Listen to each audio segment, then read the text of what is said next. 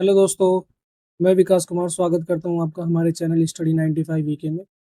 दोस्तों, आज की क्लास में हम करेंगे थॉर्नडाइक का जो सिद्धांत है वो पूरा कवर करेंगे। इससे पहले हम लर्निंग एंड इट्स थ्योरी की क्लासेस पूरी कर चुके हैं। अगर आपने वो क्लास नहीं देखी है तो उस क्लास को आप हमारे चैनल स्टडी 95 से देख सकते हैं। इट्स थ्योरी में जो है कुछ थ्योरीज हैं, जैसे थॉर्नडाइक की थ्योरी हो गई और पावलोव की थ्योरी हो गई।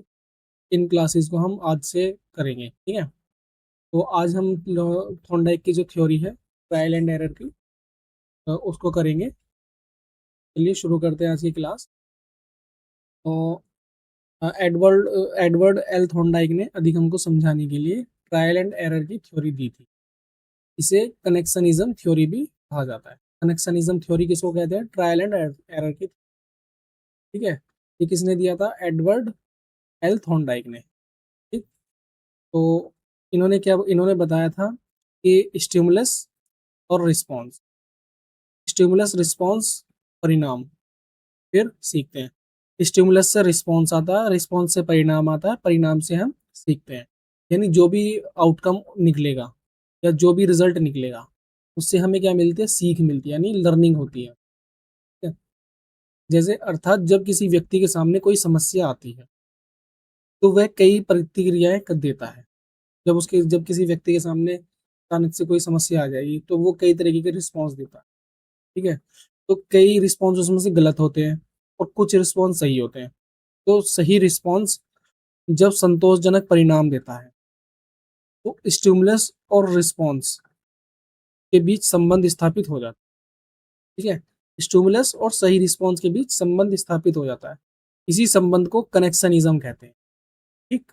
स्टिमुलस और रिस्पॉन्स के बीच जो संबंध स्थापित होता है उसी को कनेक्शनिज्म कहते हैं। वो आगे आएगा टर्म, तब आपको और अच्छे से क्लियर कर दूँ, ठीक। तो अब बताते हैं कि थॉर्नडाइक ने सिद्धांत क्यों दिया। थॉर्नडाइक यह समझाना चाहते थे पशु और मनुष्य किस प्रकार सीखते हैं। उनका मानना था कि सीखना केवल समझने या सोचने से नहीं होता है, बल्कि व्यवहार में परिवर्तन और अनुभव के माध्यम से होता है। जो भी हमारे बिहेवियर में चेंजेस आएंगे आते हैं और जो हमारे एक्सपीरियंसेस होते हैं उससे जो है अधिगम होता है। उन्होंने विशेष रूप से यह देखने की कोशिश की कि किस समस्या के सामने आने पर जीव किस प्रकार सही प्रतिक्रिया सीखता है। इसी के लिए उन्होंने एक प्रसिद्ध पजल बॉक्स एक्सपेरिमेंट भी किया था। पजल बॉक्स एक्सपेरिमेंट किसके साथ किया था उन्होंने? बिल्ली के साथ। तो पजल बॉक्स एक्सपेरिमेंट के बारे में थोड़ा सा पढ़ लेते हैं। मान लीजिए कि एक बिल्ली को एक ऐसे बॉक्स में रखा गया है जिससे बाहर निकलने के लिए एक विशेष लीवर या यंत्र को दबाना आवश्यक है। एक पिंजरा है, ठीक है, इसमें बिल्ली है और इससे बाहर निकलने के लिए एक जो है लीवर पे पैर दबाना या एक लीवर को दबाना जरूरी है, जिससे ये गेट खुल जाएगा तो वो बाहर आ जाए। बाहर जो है मछली टंग रही है। इस मछली को देख करके इसको भूख लग रही है, तो ये बिल्ली जो है इस मछली को खाना चाहती है। इसी को खाने के लिए बार बार इधर उधर दौड़ेगी। फिर बाद में इसका पैर इस पे पड़ जाएगा, फिर इसको ये आगे जो है मछली खा लेगी, ठीक। उसको थोड़ा सा शॉर्ट वे में समझते हैं। जिससे बाहर निकलने के लिए एक विशेष लीवर यंत्र दबाना आवश्यक है। बॉक्स के बाहर बिल्ली के लिए भोजन रखा गया है। भोजन जो यानी मछली रखी हुई। बिल्ली पहली कोशिश करती है। बिल्ली भूखी थी और बाहर निकलना चाहती थी। उसने कई तरह की प्रतिक्रियाएं दी, कई तरीके के उसने जो है रिस्पॉन्स दिए। पिंजरे में वो इधर उधर घूमने लगी, इधर उधर उसने पंजा मारा, दरवाजे को धक्का भी दिया, अलग अलग उसने प्रयास किए, ठीक है। इनमें से अधिकांश जो रिस्पॉन्स थे या प्रतिक्रियाएं थी उसकी सफल नहीं हुई। अचानक बिल्ली से सही प्रतिक्रिया हो गई, यानी सही रिस्पॉन्स हो गया, और उसने वह जो यंत्र था या लीवर था उसके पैर से वो दब गया, जिससे बॉक्स का दरवाजा खुल गया, ठीक है। बिल्ली बाहर आई और उसने भोजन कर लिया। ये पहली रिस्पॉन्स था, उसकी पहली प्रतिक्रिया थी या पहली कोशिश थी। दूसरी कोशिश देखते हैं। बिल्ली को फिर बॉक्स में रखा गया। इस बार उसने इस बार भी उसने कुछ गलत प्रतिक्रिया या कुछ गलत रिस्पॉन्स उसने दिया, लेकिन पहली बार की तुलना में वह जल्दी सही प्रतिक्रिया तक पहुंच, ठीक है। दूसरी बार में उसने कुछ गलती की, लेकिन पहली बार के मुकाबले इस बार कम टाइम लगा। बार बार प्रयास करने से जब प्रयोग कई कई बार दोहराया गया तो गलत प्रतिक्रियाएं थी वो कम हो गई। इस ये जो साइन है इसका डाउन का मतलब है कम होना। ठीक है, तो जो गलत प्रतिक्रियाएं थी वो कम हुई, सही प्रतिक्रिया तक पहुंचने का जो समय था वो भी कम लगा, और सही प्रतिक्रिया की जो संभावना थी वो बढ़ गई। अंततः बिल्ली लगभग सीधे सही यंत्र की ओर जाने लगी। ठीक है, तो इससे थॉर्नडाइक ने जो निष्कर्ष निकाला कि बिल्ली ने समस्या को किसी अचानक या तार्किक समझ से हल नहीं किया था, बल्कि बार बार प्रयास और परिणाम के अनुभव से ही प्रतिक्रिया सीख ली थी। इसी को कहा गया ट्रायल एंड एरर लर्निंग, यानी बार बार प्रयास करो, गलती करोगे, उन्हीं गलती से अच्छे रिजल्ट निकलेंगे और उसी से हमारा जो है अधिगम। ठीक है, ये ट्रायल एंड एरर की लर्निंग की थ्योरी जो उन्होंने दी थी। अब देख लेते हैं ट्रायल एंड एरर का मतलब क्या है। इसे बहुत एक आसान से उदाहरण से समझते हैं। अ, आप पहली बार कोई नया प्रश्न हल कर रहे हैं। ठीक है, आप पहला उस प्रश्न को हल करने के लिए आपने पहला तरीका लगाया, लेकिन वो गलत हो गया। जैसे हम मैथ के सम्स निकालते हैं तो पहला हम तरीका लगाते हैं, फिर वो गलत हो जाता है। फिर हमने दूसरा तरीका लगाया, वो भी दूसरा तरीका भी गलत हो गया। तीसरा तरीका लगाते हैं, वो भी गलत हो गया। लेकिन चौथा जो तरीका लगाया वो सही हो गया। तो इसमें बताते हैं कि आपको सही तरीका मिल गया। जिस प्रश्न को करने के लिए हमें तीन तरीके जो है गलत लगाए थे, वो चौथा तरीका हमें मिल गया। ठीक है, तो आपको सही तरीका मिल गया जब इसी तरह के प्रश्न दोबारा आते हैं। जैसे ये प्रश्न था, जब इसी तरीके के प्रश्न दोबारा आते हैं तो आप सीधे सही तरीका अपनाने लगते हैं।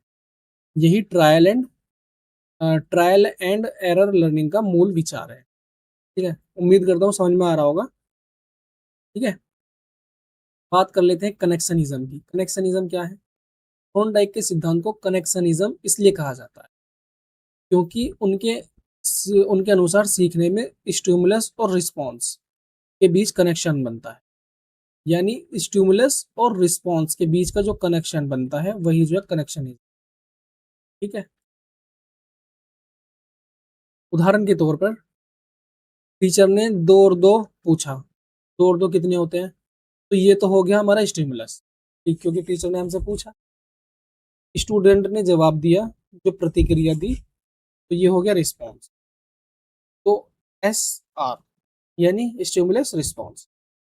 सही उत्तर देने पर उसे सफलता या प्रशंसा मिलती है। तो 2 और 2 4 का जो संबंध होता है वो मजबूत हो जाता है। बार बार के अभ्यास के बाद विद्यार्थी अगली बार जल्दी सही उत्तर देगा। ठीक है, इन दोनों के बीच का जो कनेक्शनिज्म है, जो बॉन्ड है, उसी को कनेक्शनिज्म कहते हैं। ठीक है, जैसे इन दोनों जैसे स्टिमुलस 2 और 2 पूछा, फिर स्टूडेंट ने रिस्पॉन्स करा 4। इनके बीच का जो संबंध था, जैसे आंसर दिया 4, तो यही जो है कनेक्शनिज्म। अब आते हैं थॉर्नडाइक के 3 मुख्य लॉज पर।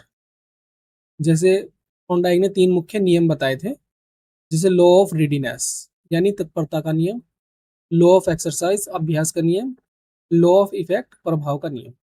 इन्हें बहुत अच्छे से समझना जरूरी है क्योंकि सीटेट में इन पर सीधे से और एप्लीकेशन बेस्ड प्रश्न पूछे जाते हैं।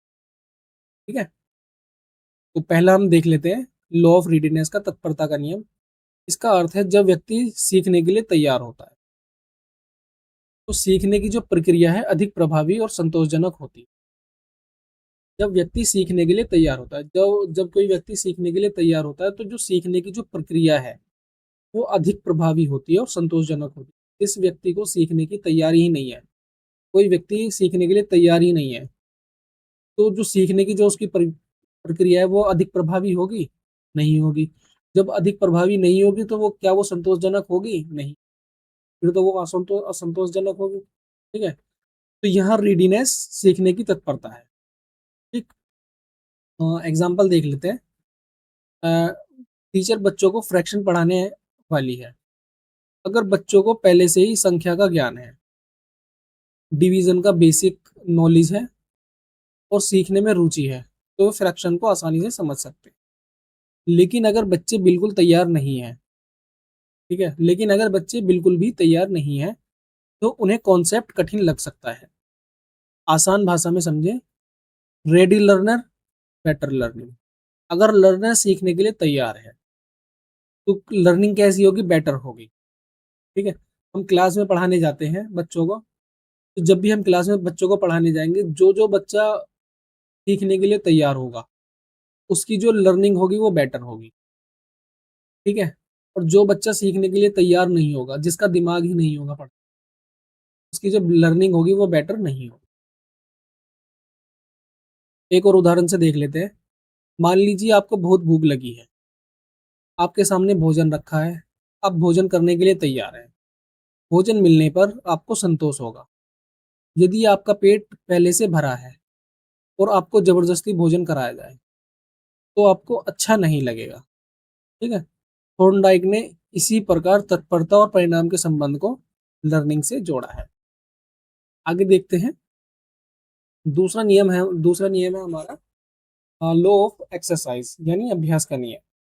इसका मूल विचार है कि इसका मूल विचार है, अभ्यास करने से स्टिमुलस और रिस्पॉन्स के बीच संबंध मजबूत होता है।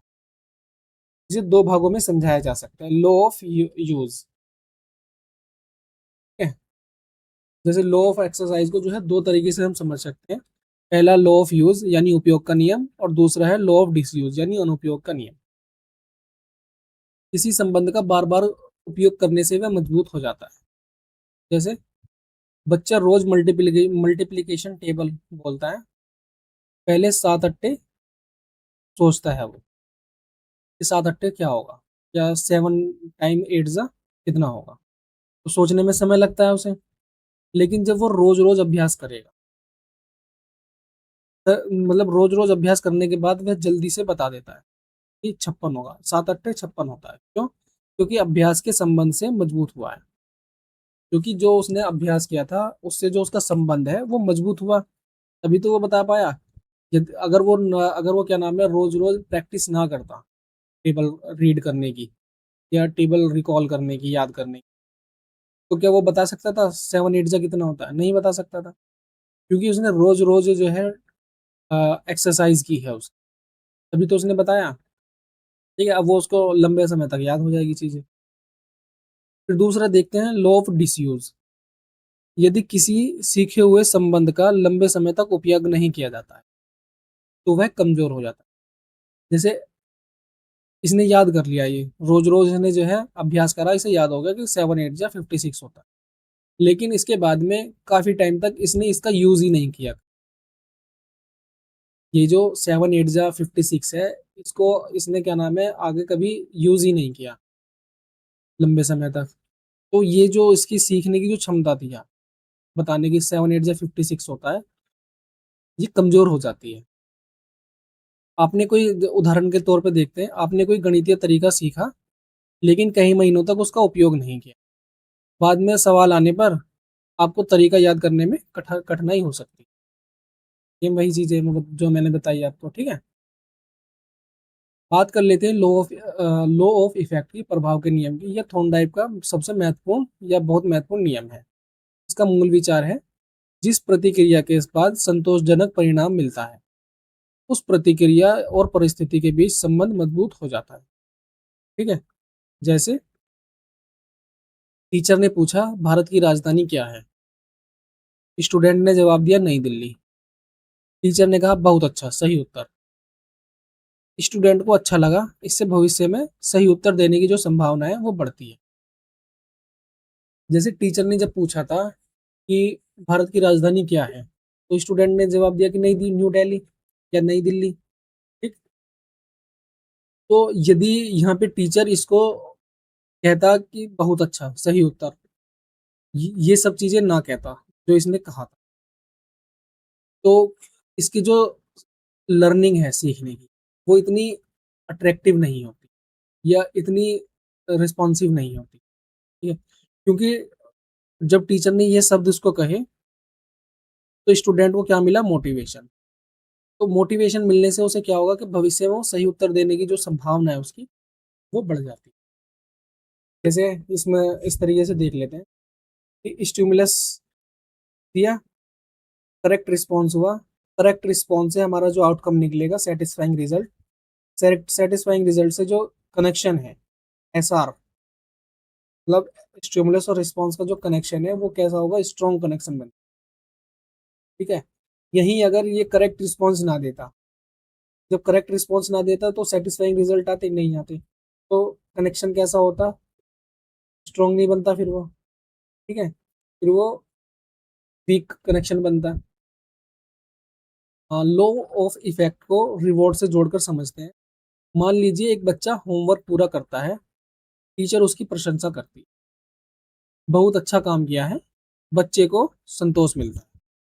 फिर टीचर ने होमवर्क दे दिया किसी, और टीचर जो है उसकी प्रशंसा करती है कि भाई आपने बहुत अच्छा काम किया, तो उससे क्या होगा कि बच्चे को जो है सेटिस्फेक्शन मिलता है, मोटिवेशन मिलता है। इससे होमवर्क करने वाले व्यवहार को दोहराने की जो संभावना है वो बढ़ जाती है, बढ़ सकती है। यही लॉ ऑफ इफेक्ट का क्लासरूम एप्लीकेशन, ठीक है। जैसे लॉ ऑफ इफेक्ट को हम क्लासरूम में अप्लाई करते हैं, ठीक। तो इसमें देख लेते हैं महत्वपूर्ण बात। थॉर्नडाइक के पुराने फॉर्मुलेशन में सेटिस्फाइंग और अनोइंग सीक्वेंसेस की बात थी। बाद के संशोधनों में उन्होंने पनिशमेंट और असंतोषजनक परिणामों से संबंध कमजोर होने वाली बात को पहले के मुकाबले अधिक सीमित रूप में देखा। इसलिए एग्जाम में यदि पूछा जाए कि थॉर्नडाइक का सबसे प्रमुख लॉ कौन सा है, तो उत्तर होगा लॉ ऑफ इफेक्ट। जैसे तीन हमारे नियम इन्होंने बताए हैं। पहला जो है लॉ ऑफ रेडीनेस, फिर लॉ ऑफ एक्सरसाइज, और फिर लॉ ऑफ, इनमें से सबसे ज्यादा प्रभावी कौन सा है, तो लॉ ऑफ इफेक्ट, ठीक है। तीन लॉज को एक साथ समझते हैं। मान लीजिए एक बच्चा गुणा सीख रहा है, तो पहला स्टेप वो करता है रेडीनेस, यानी बच्चा सीखने के लिए तैयार है। जब बच्चा सीखने के लिए तैयार है तो वो क्या करेगा, दूसरे स्टेप में बार बार मल्टीप्लीकेशन के प्रश्न करता है, ठीक है। फिर बार बार जो मल्टीप्लीकेशन के जो प्रश्न करता है, फिर लॉ ऑफ इफेक्ट में क्या होगा, थर्ड स्टेप में सही उत्तर मिलने पर उसे सफलता मिलेगी और प्रशंसा मिलेगी। तो जो एस आर जो कनेक्शन है वो मजबूत हो जाता है, स्टिमुलस रिस्पॉन्स का जो कनेक्शन है वो मजबूत होता है। यही थॉर्नडाइक का लर्निंग प्रोसेस, थॉर्नडाइक जो है यही लर्निंग प्रोसेस अप्लाई करने के लिए। थॉर्नडाइक के सिद्धांत की विशेषताएं देख लेते हैं। Learning is based on trial and error. वो कहते हैं कि सीखने में प्रयास और गलतियां जो है महत्वपूर्ण है। अगर व्यक्ति सीखने के दौरान गलतियां या परिणाम नहीं करेगा तो उसका अधिगम नहीं होगा, ठीक है। जो व्यक्ति ज्यादा गलतियां या प्रयास करता है सीखने के दौरान, उसका अधिगम ज्यादा बेटर तरीके से होता है, ठीक है। Learning involves stimulus response connection, उद्दीपन और प्रतिक्रिया के बीच संबंध बनता है, ठीक है। एस आर के बीच में जो कनेक्शन बनता है वही। प्रैक्टिस इज इम्पोर्टेंट, अभ्यास लर्निंग को मजबूत करता है, ठीक। प्रैक्टिस इंपॉर्टेंट है, अगर हम प्रैक्टिस ही नहीं करेंगे तो क्या हम याद कर पाएंगे किसी चीज़ को, नहीं कर पाएंगे। कॉन्सिक्वेंसेस मैटर्स, किसी प्रतिक्रिया का परिणाम लर्निंग को प्रभावित कर सकता है या प्रभावित करता है, ठीक है। लर्निंग इज ग्रेजुअल, सीखना जो है अक्सर धीरे धीरे विकसित होता है, ठीक। अब ये जो थॉर्नडाइक ने जो नियम बताए हैं या जो भी थ्योरी दी है, तो हम क्लासरूम में इसका उपयोग कैसे कर सकते हैं, तो टीचर थॉर्नडाइक के सिद्धांत का उपयोग इस प्रकार कर सकता है।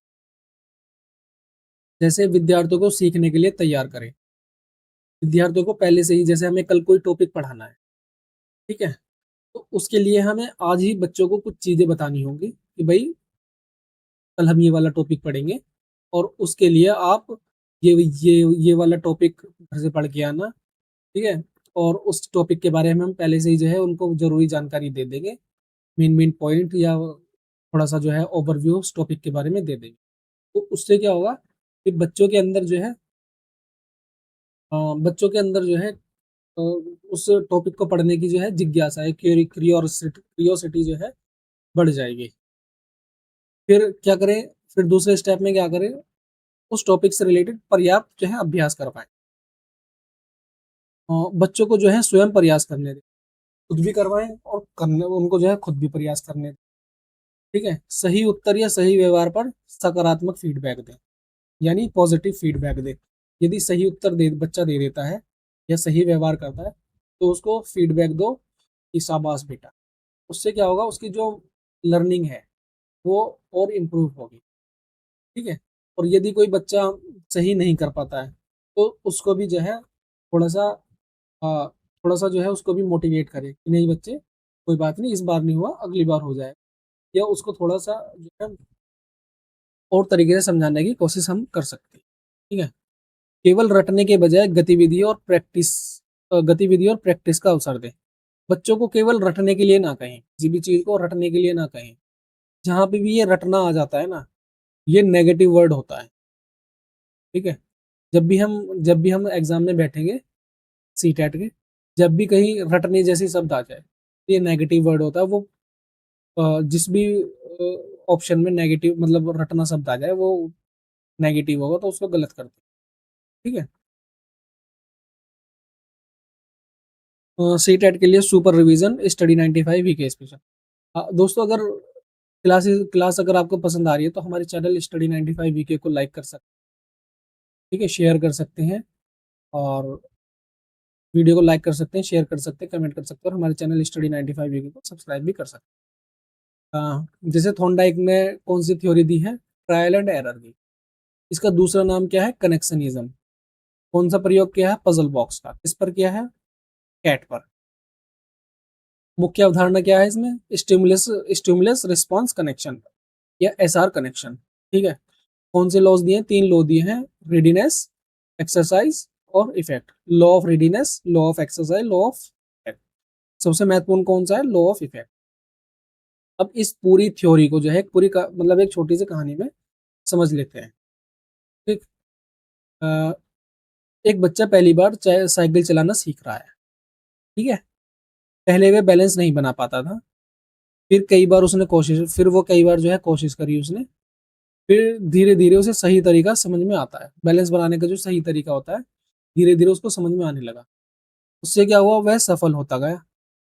अब वह उसी तरीके को बार बार जो है अभ्यास करता है साइकिल चलाने के लिए। अब वो जो है बार बार उसी तरीके का जो है अभ्यास करता है। कुछ समय बाद वह बिना ज्यादा सोचे साइकिल चलाने लगता है। ठीक है, इसी को कहते हैं, जैसे हम ट्राई करते हैं। ट्राई करने के दौरान एरर होगा। एरर करने के दौरान कुछ चीजें ऐसी होंगी जिससे हमें सक्सेस मिलेगी। उस सक्सेस को बार बार प्राप्त करने के लिए हम क्या करेंगे, प्रैक्टिस करेंगे। और प्रैक्टिस करने से क्या होगा, जो हमारा एसआर जो कनेक्शन है, स्टिमुलस रिस्पॉन्स का जो कनेक्शन है, वो जो है स्ट्रांग हो जाएगा। यही जो है थॉर्नडाइक के ट्रायल एंड एरर या कनेक्शनिज्म का कोर आइडिया है, या कोर आइडिया है। ठीक है, तो दोस्तों इस क्लास में इतना ही।